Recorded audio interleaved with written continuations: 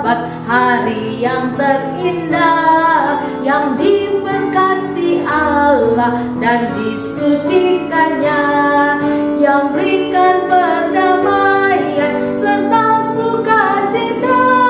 Sinar kemuliaan turun dari surga. Selamat datang Sabat yang suci. Selamat datang Sabat yang suci. Selamat datang Sabat yang suci. Selamat datang Sabat yang suci. Wow, ini hari Sabat, saatnya kita beribadah. Ayo kita ke sekolah minggu. Shalom, selamat datang di sekolah minggu Shema. Apakah anak-anak bersemangat karena aku mau beribadah? Atau sekolah minggu lagi, bosan aku ngantuk? Pasti tidak ya, pasti kalian semangat, rindu ingin memuji Tuhan. Karena kita tahu Tuhan itu baik, kita mau bersyukur kepadanya. Ayo, mari kita nyanyi dengan semangat ya, bersyukur kepada Tuhan. Bersyukur kepada Tuhan, bersyukur kepada Tuhan, sebab Dia baik. Bersyukur kepada Tuhan, bersyukur kepada Tuhan, bersyukur kepada Tuhan, sebab Ia baik.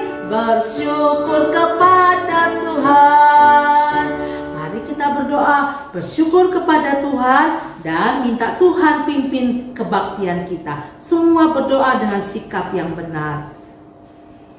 Tuhan Allah Bapa kami yang di sorga, kami mengucap syukur kepadamu karena Engkau menjaga kami, melindungi kami setiap hari. Dan pada hari ini kami bisa ikut sekolah minggu lagi. Kami beribadah. Kami sangat senang ya Tuhan. Kami akan menyanyi sungguh-sungguh. Kami akan dengar firman Tuhan dengan fokus, memberikan persembahan yang terbaik kepada Tuhan. Kiranya Tuhan memberkati kebaktian kami dari awal sampai selesainya nanti. Terima kasih Tuhan. Dalam nama Tuhan Yesus kami berdoa. Amin. Anak-anak, ya papa mama mengasihi kita, menjaga melindungi kita, apalagi Tuhan. Tuhan Yesus lebih mengasihi kita, kasihnya lebih dari semuanya, setinggi-tingginya langit. Mari kita semua berdiri dengan semangat ya.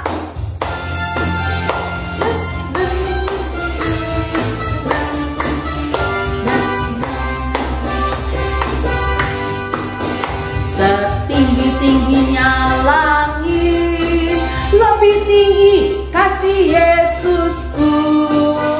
Sedalam-dalam lautan, lebih dalam kasih Yesusku.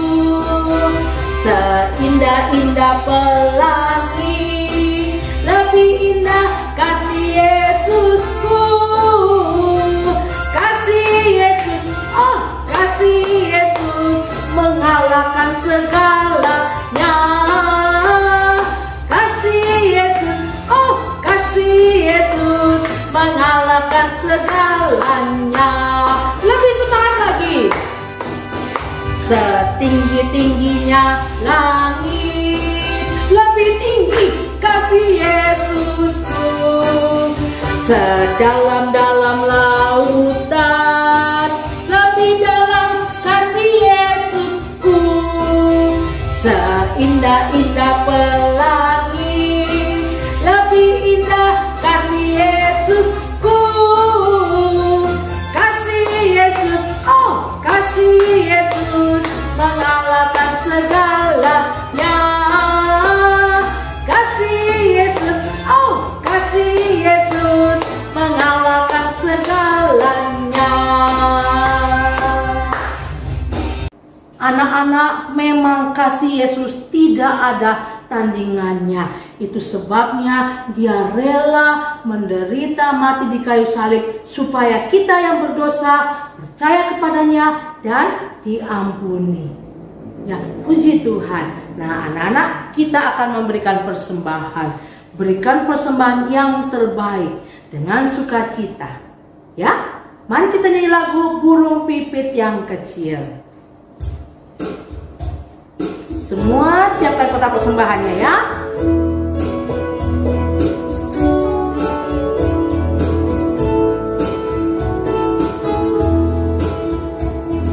Burung pipit yang kecil dikasihi Tuhan, terlebih diriku dikasihi Tuhan.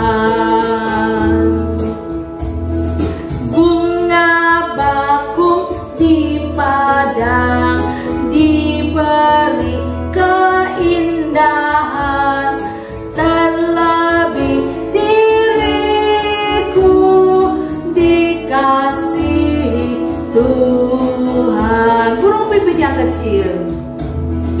Burung pipit yang kecil dikasihi Tuhan, terlebih diriku dikasihi Tuhan.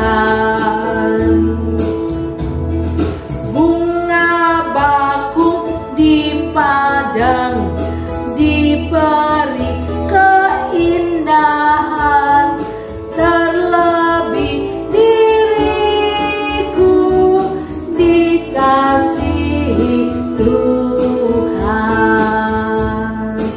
Mari kita berdoa. Kami mengucap syukur kepada Tuhan karena Tuhan sangat mengasihi kami. Tuhan pelihara burung pipit, Tuhan memberi keindahan kepada bunga bakung, apalagi kami. Tuhan lebih mengasihi kami, Tuhan menyelamatkan kami melalui Tuhan Yesus. Dan kami membawa persembahan kami Tuhan sebagai ucapan terima kasih kami kepada Tuhan yang mengasihi kami. Terimalah persembahan kami Tuhan, dan Tuhan akan pakai persembahan ini untuk pekerjaan Tuhan di gereja dan di luar gereja. Terima kasih Tuhan. Dalam nama Tuhan Yesus kami mengucap syukur. Amin. Sekarang waktunya kita mendengarkan firman Tuhan. Mari ambil sikap yang benar ya. Siapkan Alkitabmu, buku catatanmu, dan fokus. Mari kita ini lagu firman Tuhan ku dengar.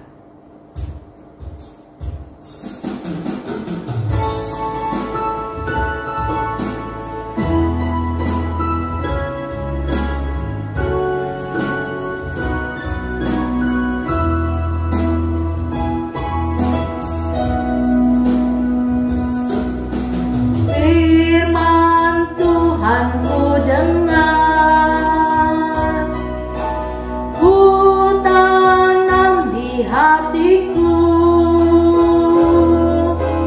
ku ingin tumbuh subur dan berbuah lebat.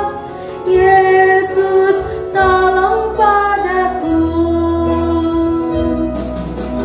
Firman Tuhan ku dengar,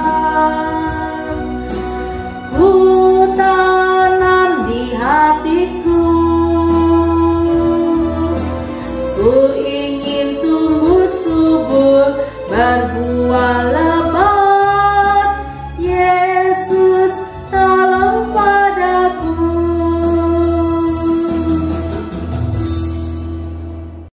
Oke anak-anak, mari kita berdoa sebelum mendengarkan firman Tuhan. Tuhan Yesus, terima kasih untuk hari ini kami boleh datang kepadamu dalam ibadah sekolah minggu. Ya Tuhan, kami telah memuji Engkau, kami mengagungkan nama-Mu bersama-sama, dan sebentar lagi kami hendak mendengarkan firman-Mu. Tuhan, berikanlah kami hati yang mau taat, telinga yang mau dengar-dengaran, sehingga Tuhan, firman yang akan kami dengar ini kami boleh mengerti dan kami bisa melakukannya dalam kehidupan kami sehari-hari. Terima kasih ya Tuhan, berkati Lausenita yang akan menyampaikan. Biarlah Laus Senita juga boleh berkata-kata sesuai dengan kehendak Tuhan. Terima kasih Tuhan, di dalam nama Tuhan Yesus kami berdoa. Amin. Oke, anak-anak semua sudah siap untuk mendengarkan firman Tuhan? Siap? Coba semuanya jempolnya 2 ya. Goyang-goyangkan seperti ini.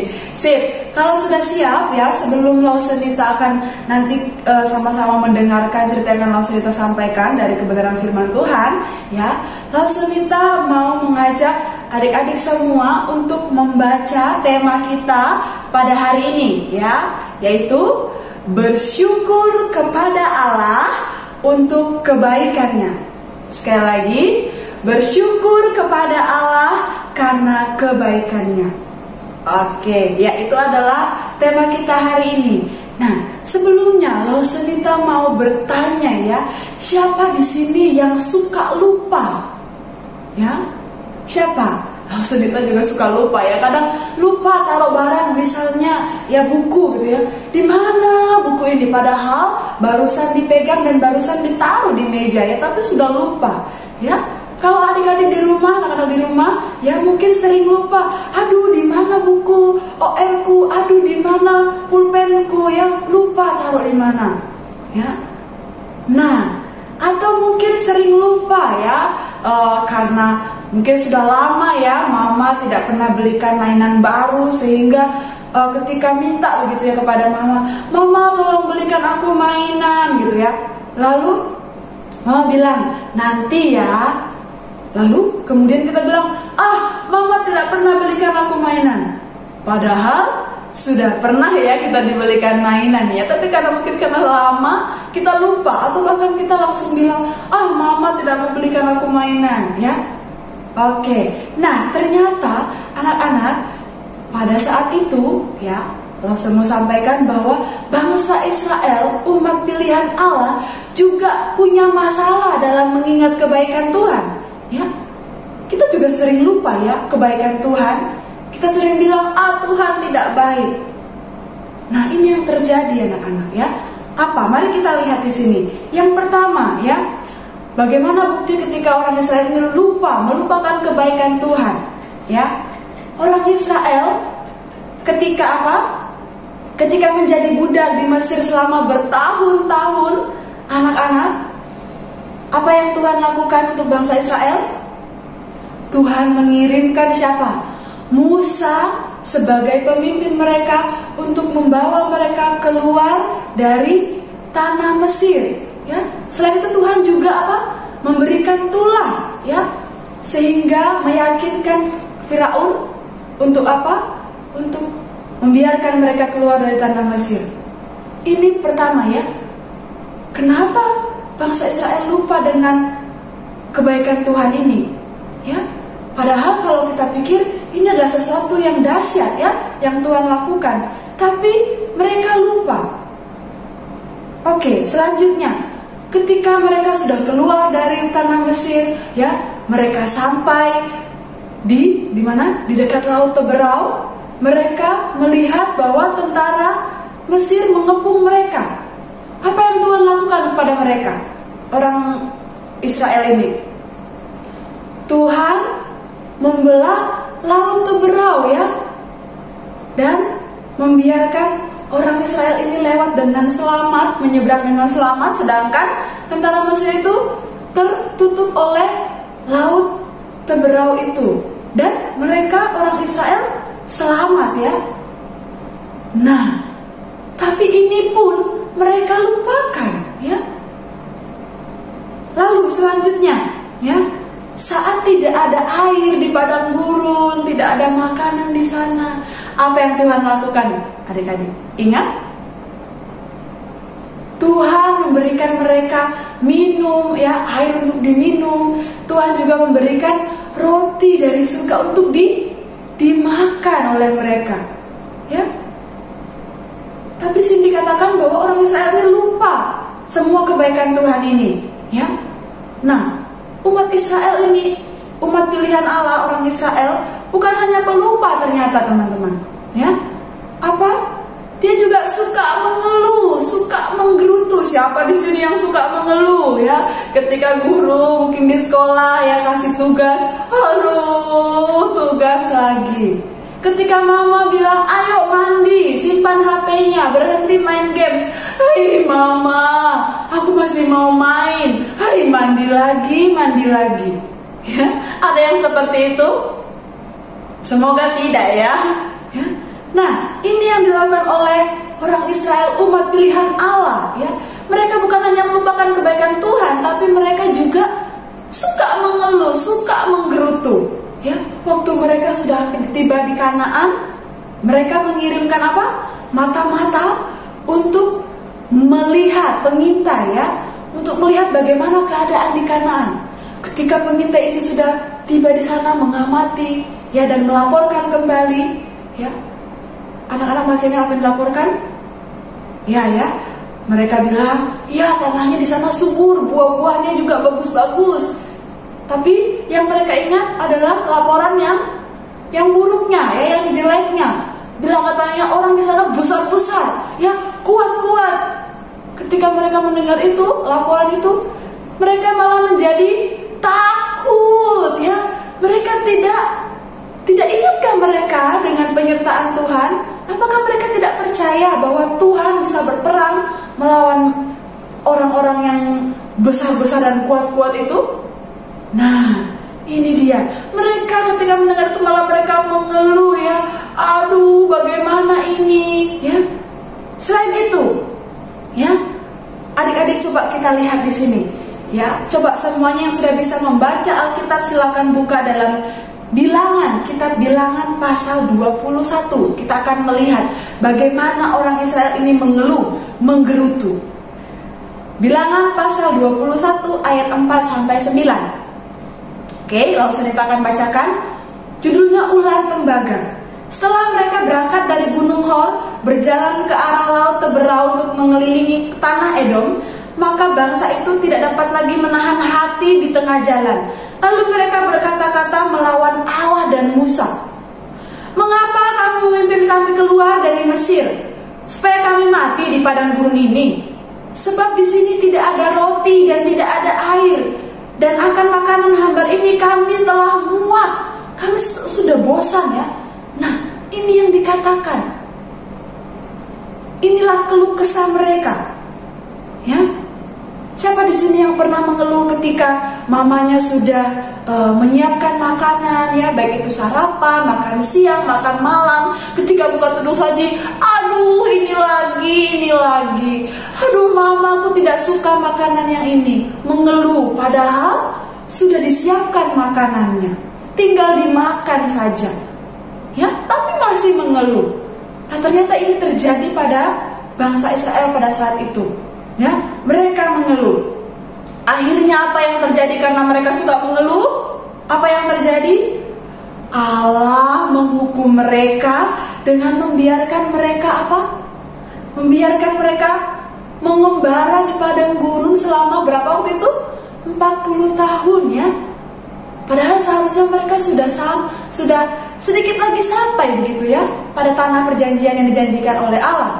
Itu karena mereka suka mengeluh dan mereka berkata-kata dengan menyalahkan Tuhan, menyalahkan Musa, ke Tuhan menghukum mereka, ya.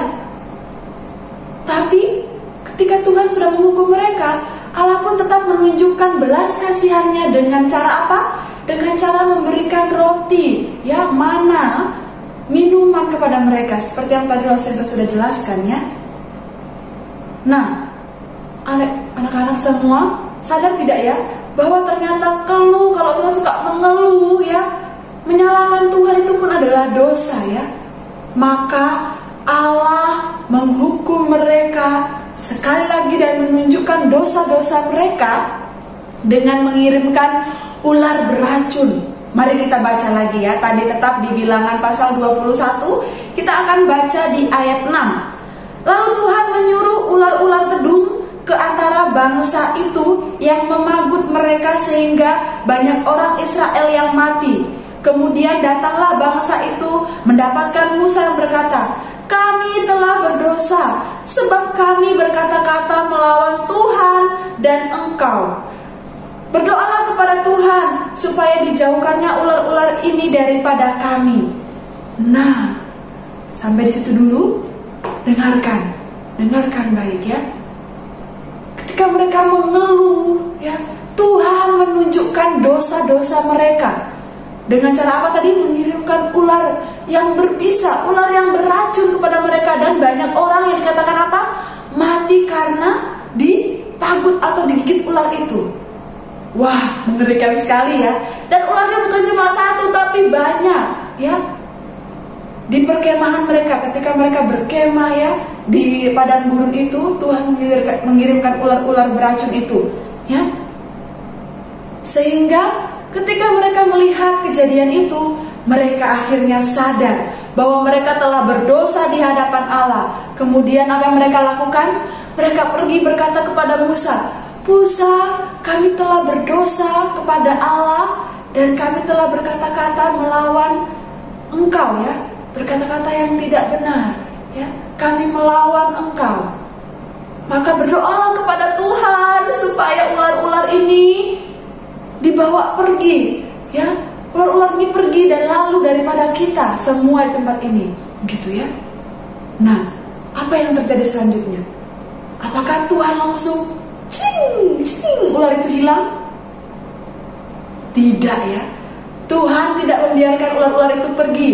Tuhan tetap membiarkan ular-ular itu ada di sana, tapi Tuhan punya jawaban dan rencana yang lain. Tidak seperti yang dipikirkan oleh orang-orang pada saat itu ya. Oh, sepertinya kalau kita berdoa kepada Tuhan supaya ular ini pergi ya. Tapi tidak seperti itu cara Tuhan. Tuhan menjawab dengan cara yang lain. Tuhan berkata kepada Musa, untuk apa? Untuk membuat ular tembaga dan ditaruh di tempat yang tinggi ya. Oke, mari kita baca bersama-sama di ayat yang ke-8. Kita lihat ya. Maka berfirmanlah Tuhan kepada Musa, "Buatlah ular kedung dan taruhlah itu pada sebuah tiang. Maka setiap orang yang terpagut jika ia melihatnya akan tetap hidup." Lalu Musa membuat ular tembaga dan menaruhnya pada sebuah tiang. Maka jika seseorang dipagut ular dan ia memandang kepada ular tembaga itu, tetaplah ia hidup. Ya, inilah cara yang Tuhan berikan kepada orang Israel pada saat itu. Ya, Tuhan tidak menghilangkan ular-ular itu, tapi Tuhan meminta Musa untuk membuat ular tembaga dan menaruhnya di tiang dan ditaruh tempat yang tinggi. Dan orang-orang yang datang melihat ular tembaga ini dan percaya kepada Allah, maka mereka akan diselamatkan.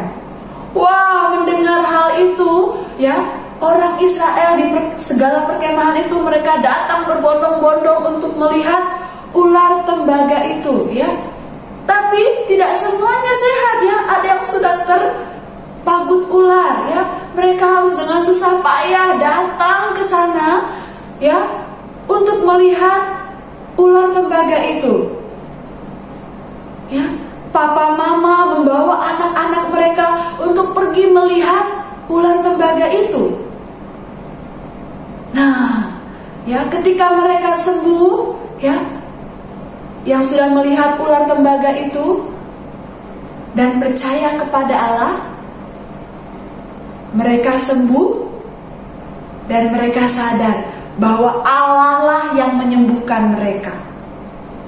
Nah, pertanyaannya ya, coba anak-anak tebak ya, apakah semua orang di sana ya, apakah semua orang sembuh? Mungkin saja tidak ya. Ada juga orang-orang yang tidak mau percaya kepada Allah ya.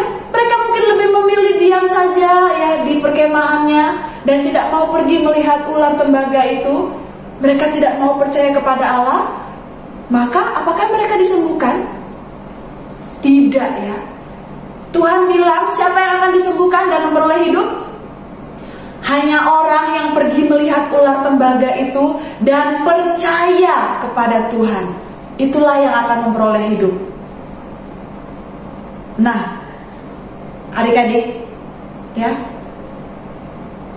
demikianlah bagaimana Tuhan menyertai, menyelamatkan ya mereka yang percaya kepada Allah. Nah, lama setelah itu ya, di suatu malam ada seorang yang bernama Nikodemus ya. Nikodemus ini datang untuk berbicara kepada Yesus ya. Nikodemus ini tahu cerita tentang kisah bagaimana Allah menyelamatkan orang Israel dari ular beracun itu ya.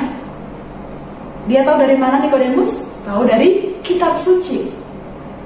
Nah, ketika mereka berbincang-bincang, Tuhan Yesus berkata ya, dalam Yohanes pasal 3 ayat 14 sampai 15 berbunyi begini.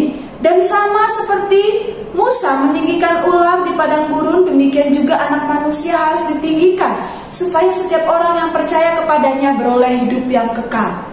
Itu yang dikatakan Tuhan Yesus ya. Ketika Nikodemus berbincang-bincang mengenai bagaimana Allah menyelamatkan dengan memerintahkan Musa membuat ular tembaga dan ditinggikan, Tuhan berkata, sama seperti Musa meninggikan ular di padang gurun, demikian juga Anak Manusia harus ditinggikan, supaya setiap orang yang percaya kepadanya beroleh hidup yang kekal. Ya, pada saat itu Nikodemus sedikit bingung ya, karena Nikodemus tidak tahu bahwa Tuhan Yesus akan mati di atas kayu salib untuk menebus dosa-dosa kita. Tapi sekarang kita tahu ya, bahwa Tuhan Yesus mati di atas kayu salib. Dia ditinggikan untuk apa? Untuk memberikan keselamatan, untuk menyelamatkan kita. Tapi apa? Apakah semua orang diselamatkan? Tidak ya, yaitu kepada orang yang percaya kepada Tuhan Yesus, maka ia akan diselamatkan. Wah, luar biasa sekali ya, anak-anak. Ya, kita diselamatkan dari apa sih? Kita diselamatkan dari hukuman dosa. Yang seharusnya kita menerima hukuman dosa, yaitu maut, tapi Tuhan Yesus telah menggantikan kita di atas kayu salib. Luar biasa sekali Allah kita ya.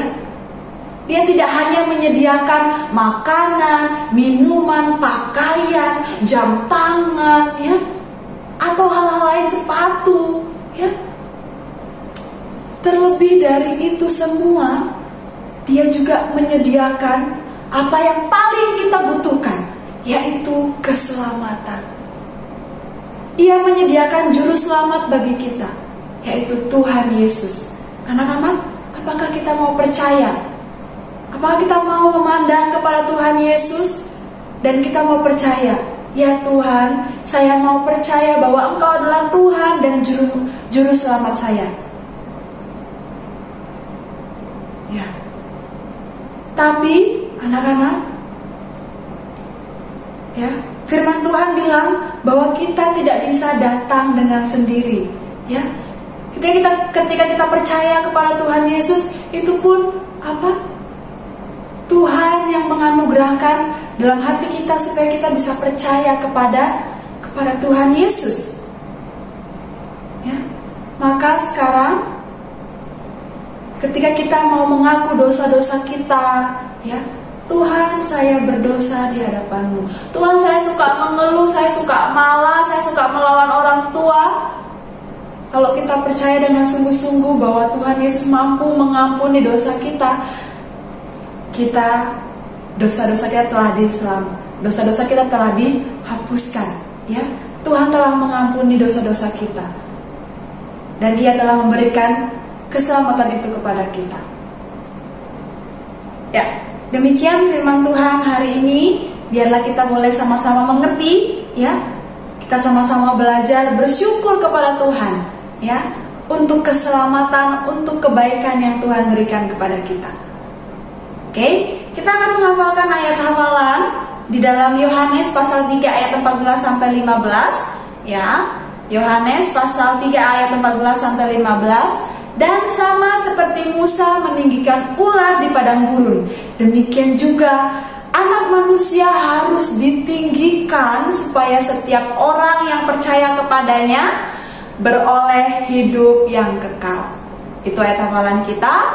Nanti adik-adik semua, anak-anak bisa membaca kembali di rumah ayat hafalannya dan mengingat kembali kebaikan Tuhan. Jangan kita lupakan kebaikan Tuhan, kasih setianya, dan keselamatan yang telah Tuhan berikan kepada kita. Oke? Kita berdoa. Tuhan Yesus, terima kasih. Kami sungguh bersyukur Tuhan, karena Engkau Allah yang memelihara hidup kami. Engkau menyediakan segala kebutuhan kami, makanan, minuman, bahkan orang-orang yang mengasihi kami dan merawat kami di sekitar kami. Ajarkan kami Tuhan untuk bersyukur untuk hal itu. Selain itu Tuhan, terlebih besar lagi, Tuhan telah menganugerahkan keselamatan bagi setiap kami yang percaya kepadamu. Tuhan, ketika kami percaya kepadamu, itu pun juga karena belas kasihan-Mu, anugerah-Mu. Oleh sebab itu ya Tuhan, ajarkan kami untuk kami boleh percaya sungguh-sungguh kepadamu dan bersyukur untuk keselamatan yang Tuhan berikan. Terima kasih Tuhan, berkati untuk ibadah kami selanjutnya. Biarlah kami boleh terus memuji, bersyukur untuk kebaikan-Mu. Di dalam nama Tuhan Yesus kami berdoa. Amin. Firman Tuhan sudah kita dengar. Tuhan mau kita bukan hanya mendengar, tapi kita semakin percaya kepadanya dan taat melakukan perintahnya. Kita nyanyikan lagu Percaya dan Taat.